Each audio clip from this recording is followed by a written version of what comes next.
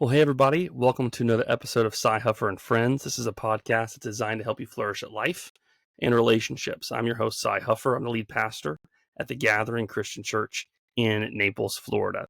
And each month we take a break from our regular scheduled programming, if you will, to tell a story from someone from our church, what we call a For the One story.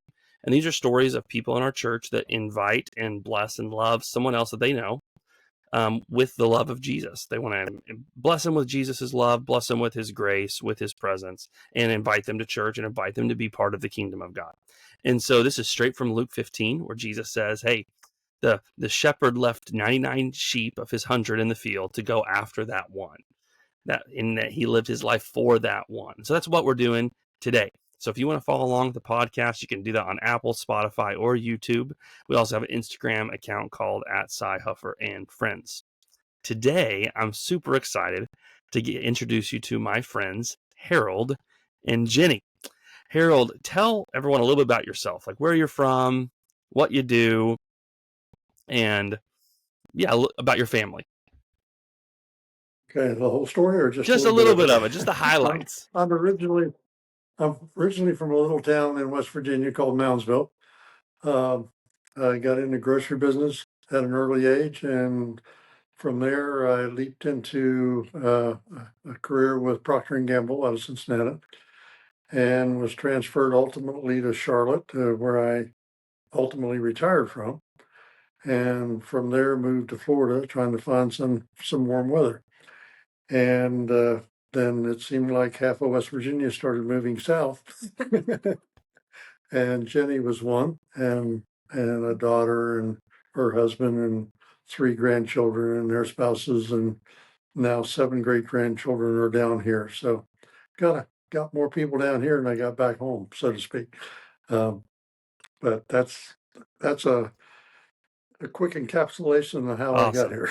And so what do you do right now? You have a certain job. You work with my father-in-law, actually. What do you do? Yes. Well, I'm currently basically a ranger on the golf course at Valencia Golf and Country Club, and just run around and make people like you make sure you play fast and don't do anything crazy. Keep all 4 wheels on the cart just path by the tee box and the green. Yeah, if there's anything that's goes wrong with the carts or anything like that, then there's somebody there to help you out and try to keep the pace moving so that everybody has an enjoyable time on the golf course, in spite of their golf game. That's great. That's what I do. Yeah. Well, what about you, Gennie? What tell us a little about yourself? I am also from West Virginia. I know Harold's daughter because we used to work together in West Virginia at a hospital. And how we all got here is because our hospital closed. And we decided it was going to close. It was bought by a competing hospital. So before that happened, we decided it was a perfect time to move out of the area. So that's what we did. I moved to Naples first for a job. We work in imaging. I'm an MRI tech and she's a CT tech. So I came first and then I said, hey, my employer's hiring. You want to move to Florida? And she did. So then she moved, and then all her family moved, and Harold and everybody else kind of trickled in too. I was the first one in Florida, but not in this coast. Yeah. Here. He moved over here to be close to his family because they all started trickling over. Tell a little bit about how you ended up at the gathering. Well, I went to your Christmas Eve celebration, and I liked what I saw, and I worked with your son-in-law, John, and he spoke highly of your service, and I said, yeah, well, I've been wanting to get back into church and kind of reconnect with God and everything, and he just said, well, we're having a Christmas Eve celebration. Well, you ought to come over there, and I did, and I liked what I saw, and just started attending on a regular basis, and I was baptized when I was younger, back in Moundsville, West Virginia, at a Church of Christ, which is, kind of different than what we are doing here.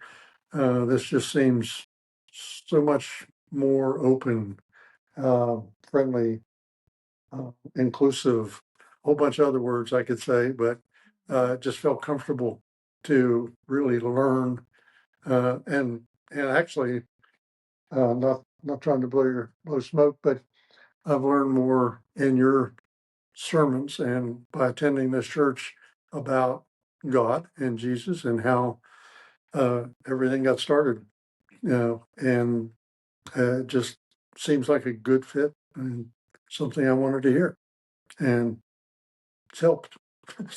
We had actually played golf together, and then you came to the service, and then afterwards you came up and you paid me a compliment. You came up to me and you said, "Well, one thing's for certain, you're a better preacher than you are a golfer."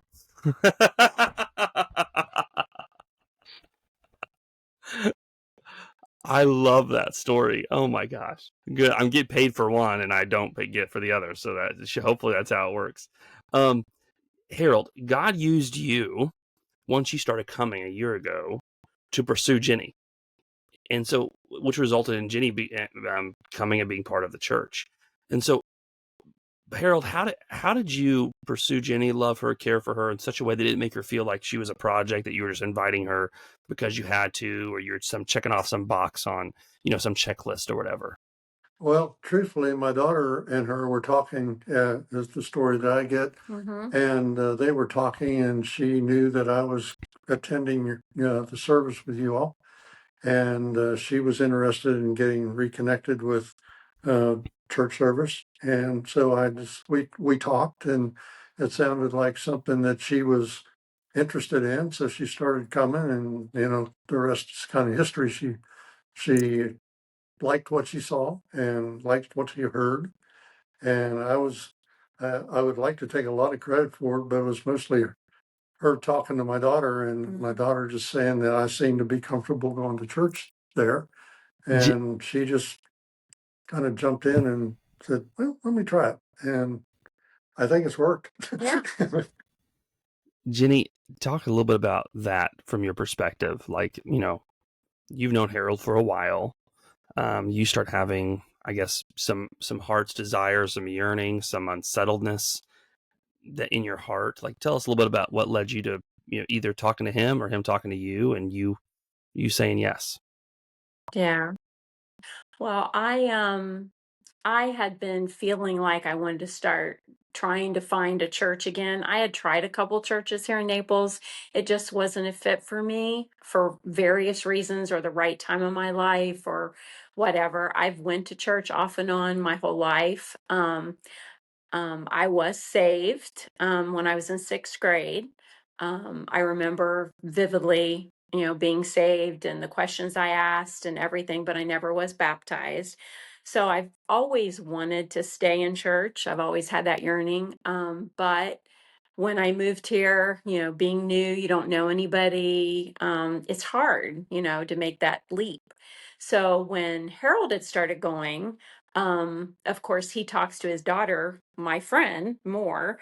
So, in casual conversation, she had mentioned that Harold was going to church and he really liked the church.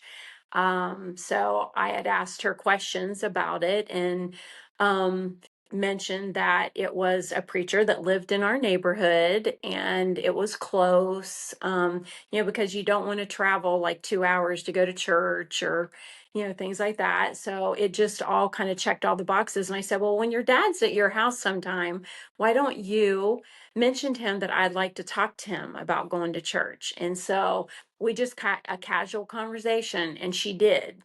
And so then Harold come knocking on my door next door. And so I asked him some questions. And next thing I know, I'm going to the next Sunday service. So often people get a little nervous. And one of the reasons we wanted to share the story about you all is because we're trying to show that when you love people who don't go to church, who are close to you but far from God, it doesn't have to be like a marketing salesmanship pitch. It should be the natural overflow of what you're experiencing, of how God is blessing you. You just want to share it with others. Harold, can you share a little bit about just like you are coming to church, you're enjoying it so much, you're learning so much about Jesus, and you have a natural just a desire to share? Can you share a little bit about that? that pretty well encapsulates it right there. But yes, and like I said, I've been contacting some other members of my family who are here as well and they're close to coming. It's just, and wanting to experience the same thing that I'm experiencing. So yeah, I'm just not a person that wants to beat people up and get them to come to service, but trying to share my experience so that they will say, hey, that, looking at me and say, well, you're changing. Maybe it's helping. So, Gennie, how is God preparing you to open up, to be ready for that, that conversation? Because, if you were in a different state of life, you hear from a friend that her dad's going to a church, it probably wouldn't register. That probably wouldn't have hit you the same way as it did this time. How was God preparing your heart for this? I have always had the Spirit telling me you need to be in church, you need fellowship. I've kind of always had that. And then it's what you listen to. It's easy to not listen to that in the world. And so I was just having things going on in my life that made me think I just need to release all that and start praying and going to church, because sometimes the way you do things on your own, relying on yourself to do things, is not getting you where you want to be. Sometimes you have to rely on God, something higher to lead you where you need to be, and quit relying on yourself and your own and trying to manipulate things. And I was at that point where I had tried everything else, wasn't working. I wasn't content, wasn't happy with a lot of things, and I just Hmm. knew. I just knew that that was the answer because of my salvation. I already knew that. So I finally gave in and was searching for that, and it was just the right. Harold, when you heard from your daughter, hey, Jenny's interested maybe in learning more about church, and you walked over and knocked on the door, and I'm getting the story right, correct? You just walked over, knocked on the door, said, "Hey, let's talk." Was there like any hesitation or nervousness about talking? Like, you've known Jenny for a while. Sometimes, like, the two things you don't talk about with people, right, are religion and politics. So was there any kind of reservation about walking over, knocking on the door, and talking to Jenny about church? And if not, why not? well, I didn't think there was no reservation in that at all because, for one, I knew that she was asking a question and I just wanted to try to help give her the information that I could give her. And really, the only way you can learn is to actually do it yourself. But sometimes a person like your father-in-law John said to me, "Well, why don't you come to church service?" And he knew that I'd talked to him at work, and he knew that I'd been to a couple other churches here in town that, as Jenny kind of put it much more eloquently than I can, just didn't seem to be the right fit for me. And it just worked. So as soon as I knew that she was interested, yeah, I want to share the happiness that I have with her, and the strength that I'm gaining from attending church and seeing people uh, Hmm. really get into it. I mean, and how it's going to say, well, this is cool. This is more like what I thought church ought to be. It's uh, learning, if you will, but I've learned probably more from some of your sermons and I was also in the Catholic Church for a couple of years. Um, and between the Church of Christ and the Catholic Church, uh, again, not to blow any smoke, but your sermons Hmm. preach and teach and show how it can impact our lives to the better. And I don't know what else I can say about that, but And it's relatable. I think you're Yeah, relatable. You make it relatable where people can understand and relate it to their lives, Yeah. but yet you teach us about the Bible too, Yeah. which is what we're yearning for, Yeah. but we also have to apply it too. Yeah. So Like, how is that relevant? yes. Yeah, Yeah. I understand now. Mhm. You know, but yes, so that's pretty much how I felt. And the reason the original question was, so I went over with, and no apprehension at all. Gennie, what was like when he came to talk to you, like how important was your previous relationship and knowing that Harold loved you as you are, how important was that laid the groundwork for this conversation about religion, again, this thing they say don't talk to people about, to be just normal, not threatening, but something that intriguing. Yeah, I would like to talk to him about that. How important was his relationship with you that laid the groundwork for that? Well, I respect Harold. He's one of my great friends' dad. So, I respect his thoughts on things. So if he says it's a good church, I value that. If he said you're a good preacher, I value that. So unless proven otherwise, so first that I valued his opinion on things, and so if he said that this is, he really enjoys it, then I can relate to that. I probably would too. So that and that he, learning things and um all the things that I was looking for, that it wasn't, 2 hours away to go to church. It was close, and that people that are involved in the church are in our neighborhood because we all live in the same neighborhood here. So that was important. Absolutely. Yeah.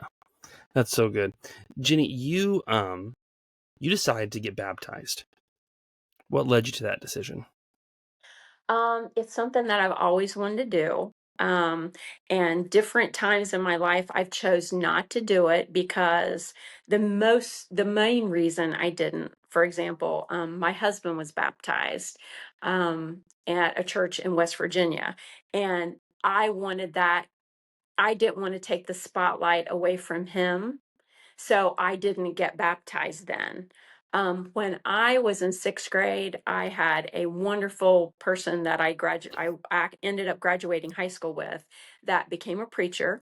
His dad was a preacher. He actually married my husband and I. So small town, everybody knows everybody. But I just, for one reason or the other, like we moved. I was attending church, had been going for almost a year at a different church, and then we moved out of West Virginia. So then I didn't get to get baptized. So it's always been something has led me not to, like, has prevented me from getting baptized. And so that was on my heart too. Again. So, Okay. Gennie, you being invited by Harold to go to church with him, how has that decision for him to kind of take a leap of faith, maybe do something a little uncomfortable that some people will consider uncomfortable, how meaningful has that been for you and your family? Like, if you could express, like, from your heart, like the impact and the emotion of how grateful you are for that, how would you share that right now? Well, I'm extremely grateful because my husband also is coming to church. So I went a couple times by myself, and he, of course, asked, what I liked about going to church, and now he's going too and serving, so in the church. And my son and his wife did come to church and see me baptized. They're not coming to church yet, but I have hope. And I have even people at work have noticed a difference, and I've even gotten a coworker to start coming to church because they noticed a difference. So, and just opportunities happened, and we talked, and so then she started coming and bringing her 3 children, so someone else. So it's meant the world to me because it's affected so many other families and people, and gave me a peace that I've been yearning for and wanting. So it's everything.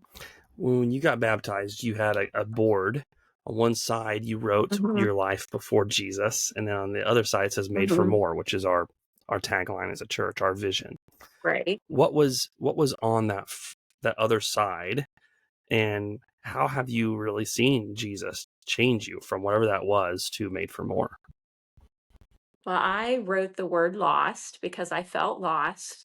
Like I didn't, I was just surfing around in this world on my own, trying to find my way and doing it all on my own. So I was lost because I was always searching, and what I needed was Jesus.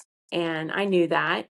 And so going to church and finding that peace and learning and being able to be more involved in the church and praying gives you and serving gives you a purpose that you don't really have until um I've learned so much from going to church and what's important from just the last sermon about finances and how everything plays into your life. That's wonderful. Harold, if you could give an encouragement to somebody in our church that's sitting out there today, um, who knows someone that they love that doesn't go to church, that doesn't have Jesus in their life, and is a little nervous or apprehensive about sharing Jesus with them or inviting them to come to church with them, how would you encourage that person?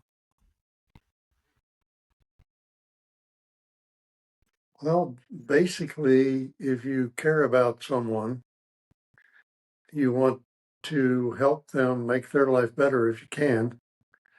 And, it just like the different people that I've talked to since Jenny, haven't been able to draw them in yet, but they're close. I know there's a couple of families that are really close. And you feel, I feel good about what it's done for her and what it can do for people and what it's done for me. Being a selfish little bit, but it just makes you feel, and she covered it up pretty well. Uh, it gives you a purpose. It makes you feel included, and it just helps you to, feel better about everything. And That's so. Okay. Jenny, same question that I asked Harold, except from your perspective. Like, if there's people out there at our church that has those that are close to them but far from God, and they want to invite, they're nervous, they're scared. Being someone else's one that was invited and said yes, how would you encourage that person to pursue the one? I really think being an example of what it does for yourself, giving yourself purpose and happiness. Going to church makes me happier, and serving makes me happy. It gives me a purpose, and when you have a purpose, you feel more fulfilled, and then in turn, all of it's a ripple effect. It makes you happier. You're learning about things that, makes you a better person, a happier person. Um, but don't give up hope because Harold and I were talking about you can lead a horse to water, but you can't make them drink. It's the same principle. Don't give up hope because eventually they're thirsty. They're going to want to drink because they just are. Don't give up hope, but just, always be there in case, always be on the ready because they may want to talk or ask questions. And that's kind of what happened in my situation with someone that I work with. You're excited because I've been baptized and I found a church. And so I'm talking about it. And, because they say, what are you doing this weekend? Well, I'm getting baptized, so there's intros to lead into that. So you just mention those things and then the questions start coming and then they see the happiness. So it'll happen. Just don't give up hope. Guys, thank you so much for your time today. Really appreciate it. That this is the heart of what it means for your future to surprise you when you follow Jesus. And so thank you, Harold. Thank you, Jenny, for sharing your stories and taking some time to do it today. Um, Everybody, thank you so much for following along on the podcast. You can do that on Apple, Spotify, or YouTube, and our Instagram account at Sy Huffer and Friends. And as always, remember, you were made for more, so don't settle for anything less. Have a great day.